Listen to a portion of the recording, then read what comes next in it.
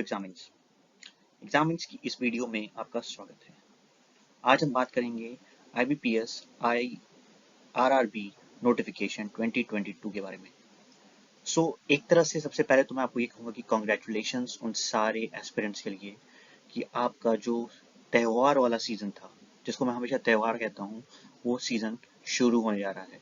The time has come, the race is going to start and it is the perfect time to buckle up, सारी चीजें छोड़ दो, examination के लिए लग जाओ। 2022 का ये जो मेला है वो शुरू हो चुका है। हर साल ये मेला RRB से शुरू होता है। SBI और IBPS नॉर्मल PO और क्लर्क तक ये मेला चलेगा। मतलब अब से लेकर दिसंबर तक आपके पास कॉन्टिन्यूसली हर महीने, हर दूसरे महीने कोई ना कोई एग्जामिनेशन आने वाला है, चाहे वो PO का होगा, चाहे वो क्लर्क का होगा। तो अभी तक आपने जो तैयारी की है उसको कंसोलिडेट करने का टाइम है। अगर आपने बहुत ज़्यादा तैयारी नहीं की है तो अपने आप को छोड़ देने का टाइम है। There is a good vacancy this time. तो इस वीडियो में हम सारी चीज़ें बात करेंगे कि कितनी वैकेंसीज क्या हैं और सारी चीज़ें। आगे बढ़ने से पहले अगर आपने वीडियो को लाइक सब्सक्राइब नहीं किया है तो जल्दी से चैनल को सब्सक्राइब करिए, वीडियो को लाइक करिए और ज़्यादा से ज़्यादा लोगों तक शेयर करिए, so that we can help you in preparing for your examination और आपको गाइड कर सकेंगे कैसे इसको प्रिपेयर करना है। सबसे पहले बात करते हैं इंपॉर्टेंट डेट्स की इस एग्जामिनेशन की। तो पहली इंपॉर्टेंट डेट है वो है कि 7 तारीख से इसका रजिस्ट्रेशन शुरू हो चुका है। तो मैं हर बार ही कहता हूँ, लास्ट डेट जो कि 27 तारीख है उसका वेट नहीं करना है। आपको फॉर्म जल्दी से जल्दी भरना है और पेमेंट करके प्रिपरेशन शुरू करनी है। ये नहीं कि 3 दिन अभी आप फॉर्म भरने लगा दो। फॉर्म फिल करो, खत्म करो, आगे बढ़ो, प्रिपरेशन पे टाइम दो। ठीक है। कुछ लोग कहते हैं कि अभी हम डिसाइड कर रहे हैं, भर रहे हैं, नहीं भरना है। भर दो यार, if you can fill it. एक नौकरी पहले हाथ में ले लो, उसके बाद फिर आगे बात करेंगे कि क्या करना है। ठीक है। प्री की examinations are 7th, 13th, 14th, 20th and 21st of August. तो अगर आज की डेट के हिसाब से देखा जाए तो अभी आप जून में बैठे हो, फर्स्ट सेकंड वीक चल रहा है आपके अप्रोक्सीमेटली। अगर मैं 7 से भी बात करूँ तो 60 डेज है। ठीक है। 60 डेज। अगर आपका पेपर 21st को पड़ता है तो फिर आपके पास 10 दिन और बढ़ जाते हैं, 70 डेज के आसपास हैं। गुड अमाउंट टू प्रिपेयर, क्योंकि इसका पैटर्न थोड़ा सा प्री का अलग होता है, तो प्री बहुत आराम से आप क्रैक कर सकते हो। प्री का रिजल्ट सितंबर 2022 में आपके पास आ जाएगा। अक्टूबर में आपका मेंस का एग्जामिनेशन हो जाएगा। बहुत तेजी से प्रोसेस होता है RRB का, और दिसंबर में आपको इसका रिजल्ट भी मिल जाएगा। दिसंबर 2022 में आपको इसका रिजल्ट आउट हो जाएगा। Start preparing for it. Total number of vacancies के बारे में बात करते हैं। तो इस बार वैकेंसीज बहुत अच्छी नहीं कहूंगा, बट हाँ एक अच्छी लेवल पे है। 8106 टोटल वैकेंसीज हैं, जिसमें से असिस्टेंट या को आप क्लर्क लेवल की वैकेंसीज अप्रोक्सीमेटली 4483 है। ऑफिसर स्केल की वैकेंसीज 2676 है। बहुत अच्छी नहीं है, but it is a chance to fight. और बाकी एग्जामिनेशन अभी और आने हैं, तो इस लेवल पे तैयार हो जाइए ताकि सब एग्जाम इस बार क्वालिफाई करो आप। ऑफिसर स्केल 2, एग्रीकल्चर ऑफिसर के लिए 12, मार्केटिंग ऑफिसर्स के लिए 6, ट्रेजरी मैनेजर के लिए 10, लॉ 18, CA 19, IT के लिए 57 and general banking officer scale 2 के लिए 745 वैकेंसीज हैं। स्केल 3 की भी कुछ ओपनिंग्स हैं, 80 वैकेंसीज उसमें हैं। सो देयर इज ओवरऑल सबके लिए कुछ ना कुछ तो ये पैकेज में है ही है। अभी भी अगर आपने वीडियो को लाइक नहीं किया है, जल्दी से लाइक करो, कमेंट सेक्शन में अपनी क्वेरीज पूछो और इस चैनल को सब्सक्राइब करके शेयर करो। Help us help you. बात करते हैं एलिजिबिलिटी क्राइटेरिया की।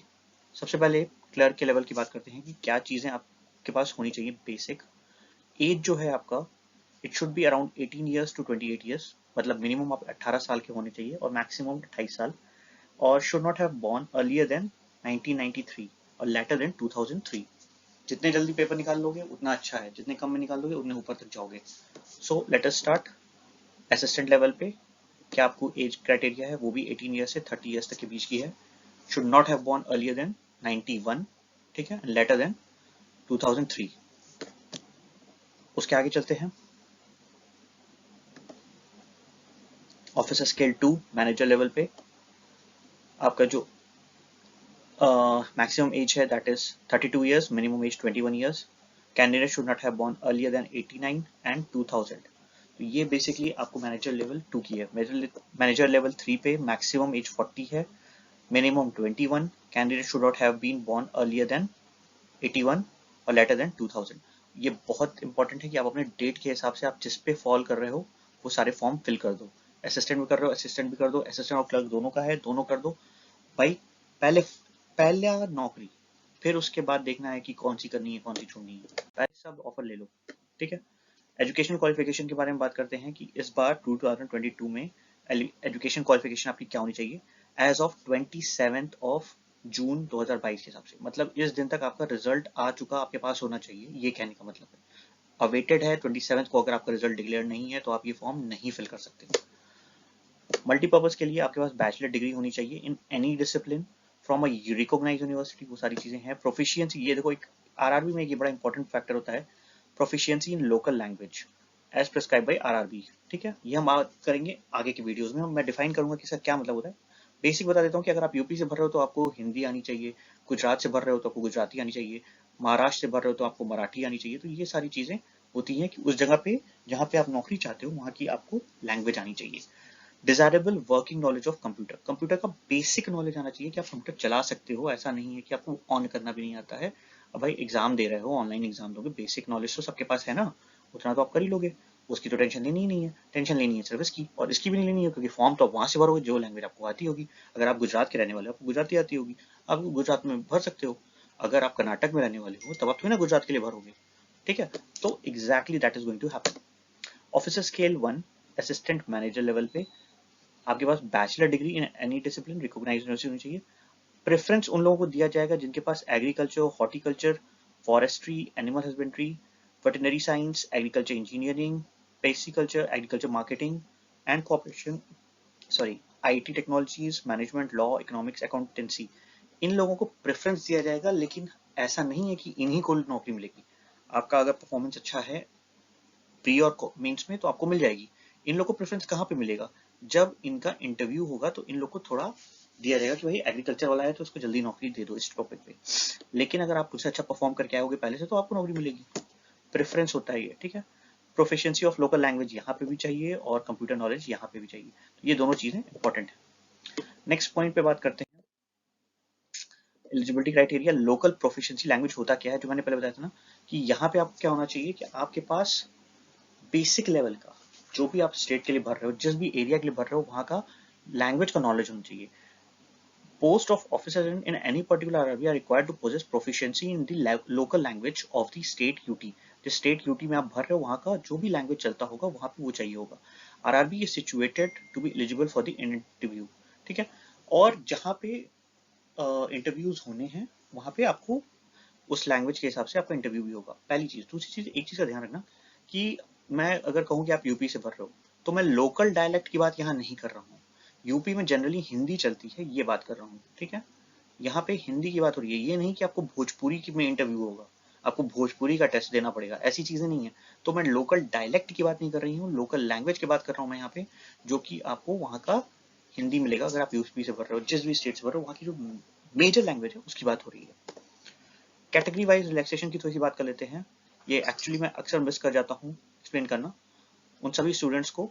तो आप लोग को जनरली तो पता है क्योंकि ये रूल फिक्स है, कहीं चेंज नहीं होता है, ये यूनिवर्सल है।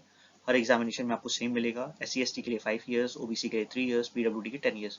If you are having army background, मतलब आप आर्मी से रिटायर होकर आ रहे हो, शॉर्ट सर्विस कमीशन पे हो, तो उसके हिसाब से इक्विवेलेंट आपको एज रिलैक्सेशन मिलेगा, गिवन दैट मैक्सिमम एज आपकी 50 से कम होनी चाहिए, ठीक है।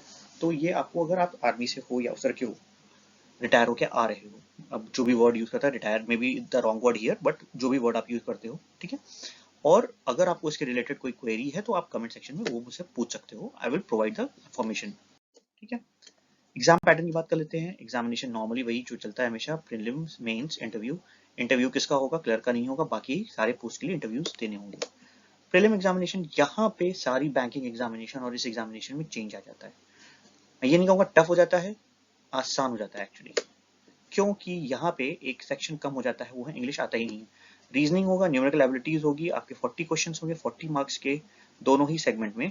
ओवरऑल आपके पास 45 मिनट्स होगा, 80 क्वेश्चन, 80 मार्क्स, 45 मिनट्स। यहाँ जो आपका जो एनिमी होता है वो टाइम होता है, क्योंकि यहाँ इन प्लेस ऑफ 1 आवर आपके पास सिर्फ टाइम होता है कितना,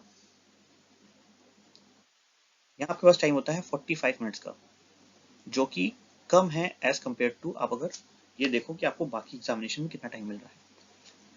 आपको ओवरऑल टाइम मिला, जो भी मिला उसके हिसाब से यहाँ टाइम थोड़ा सा कब मिलता है।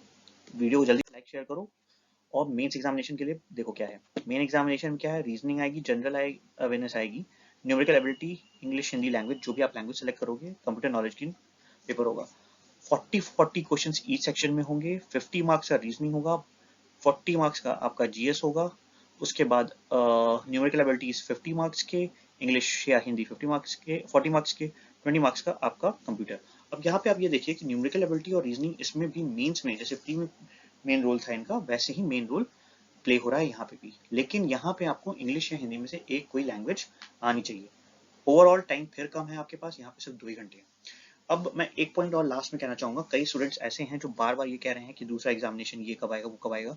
जो एग्जामिनेशन आ गया है, पहले एक नौकरी ले लीजिए आप, ठीक है, एक जॉब पालो, ठीक है, फिर डिसाइड करना कि उससे बड़ी नौकरी चाहिए। अगर आपके पास है उससे अच्छी नौकरी, देन नो इश्यूज, आप उस पेपर की तैयारी करो, वो आएगा ही आएगा कोई ना कोई पेपर।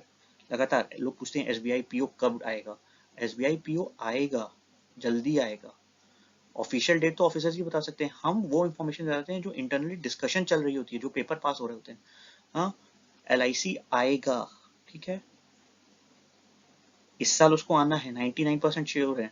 मेरे पास कुछ ऐसे डॉक्यूमेंट्स भी हैं विच आई कैन शो यू कि एलआईसी में कुछ इश्यूज फंस गए हैं। जो अभी अभी आईपीओ लॉन्च हुआ था, वो उसकी वैल्यूएशन के लिए कहा गया कि 30 जून को उसका एक्चुअल वैल्यूएशन होगा। पूरा एलआईसी का सारे डिपार्टमेंट उसमें लगे हैं, इसलिए दिक्कत हो रही है। इसके डॉक्यूमेंट्स भी मेरे पास हैं, if you want I can show that, but मैं उसके बारे में नहीं बात करना चाहता। मैं बात करना चाहता हूँ कि भाई अभी जो एग्जामिनेशन आपके सर पे है उसके बारे में प्रिपेयर करो, जॉब निकाल लो। ये जॉब निकल जाएगी ना तो इसके लिए भी प्रिपेयर कर लेना।